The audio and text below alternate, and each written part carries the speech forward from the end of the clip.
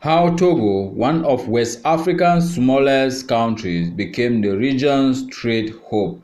So, Togo is a very small country among big nations. It shares border with big nations like Nigeria, Ghana, but the question is, why is small Togo becoming, or it is the West African trade hub? That is what we are going to be looking at in this video. We are going to throw more light on that and share some history about Togo. If you want to enjoy this video and listen to why a very small country among big nations is a trade hub in West Africa, you are at the right place. Stay tuned to the end of this video to discover them. Thanks to my returning subscribers. You guys are all the best. Thanks for the continued love and support. And if you are new to the family, you are highly welcome. Please do us a favor by considering subscribing and turning on your notification bell for more updates.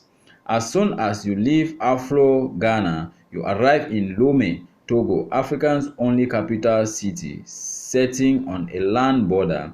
Motorcycles zip by, their passengers hurrying home to Ghana after a day's trading in the market. On a side street, money changers have set up shop, trading CFA, francs, cedis, naira, dollars, and euros. The border opens up on Boulevard de Mono, Lomé's coastal road, home to the city's major landmarks. The Palm Line Road is an open-air museum. Colonial buildings from the German and French protectorates are a stone's throw from Togo's first National Assembly, its white exterior gleaming in the sun. Asigame, Togo's oldest market, sits at the midway point of Boulevard de Mano, stretching over 2 blocks. Is a collection of narrow street packed with traders, hawkers, and porters who come from all over West Africa. Further down the boulevard, a line of trucks carrying 20-foot, 40-foot containers wait to get into Lomé Port, which sprawls across the eastern part of the city.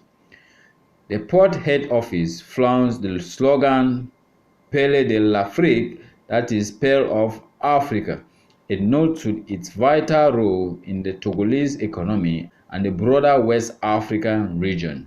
After passing the port, the Boulevard de Mano turns into the second highway.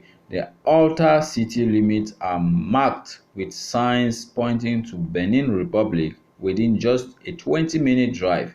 Lomé is already in the rear-view mirror.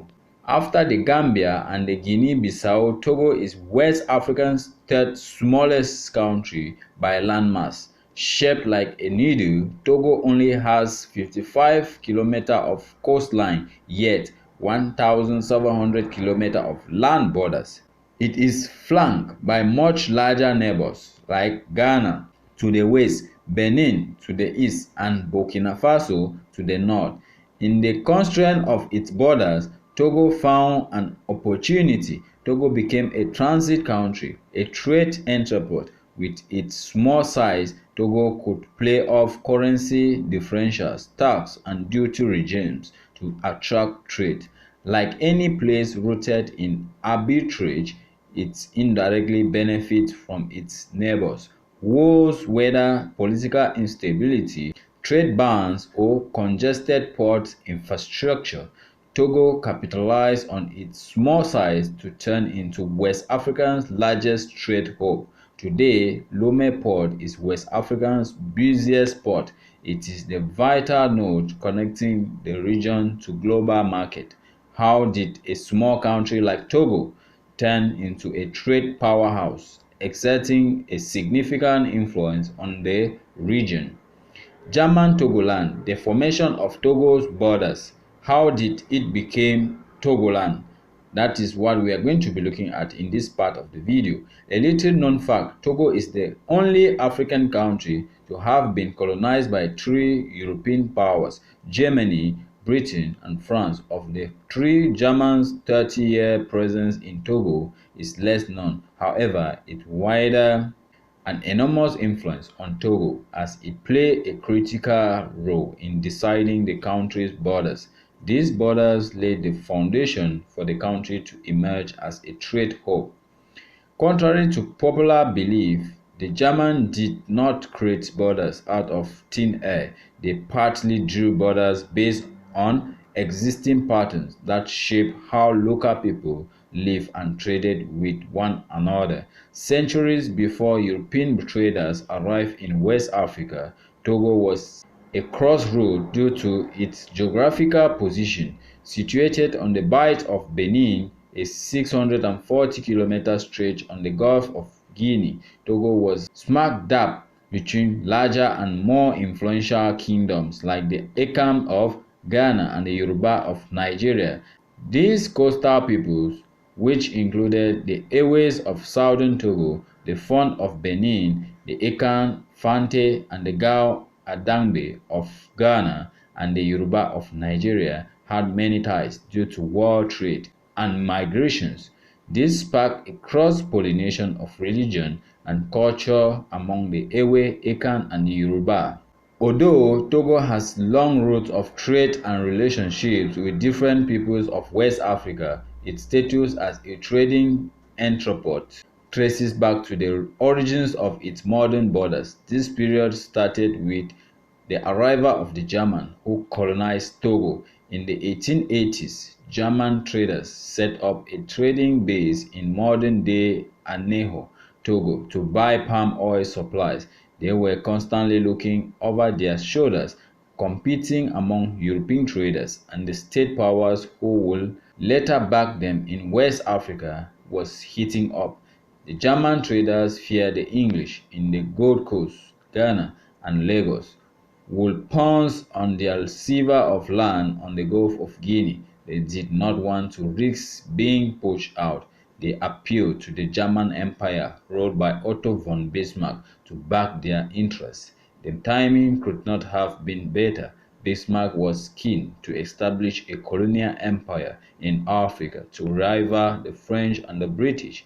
The scramble for Africa culminated in the infamous 1884 and 1885 Berlin Conference that divided the continent among European powers. For the Germans, the Berlin Conference solidified its control over the Togolese coast. By 1885, the Germans called their new colony Schutzgebiet Togo, that is, Togoland, no longer worrying about rival European powers snatching up Togo. The Germans got to work on running their colony. They had to raise money.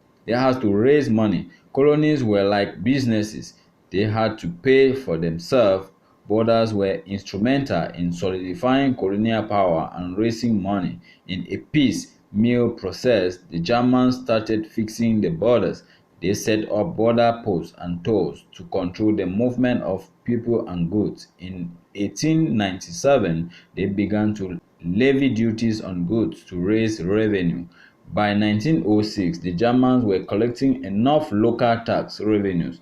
Christian Togo, a monster colony, that is, a model colony, unlike its other African colonies, Cameroon and German East Africa, modern-day Tanzania, Togoland paid for itself. Then came World War One. The Germans lost the war's victors.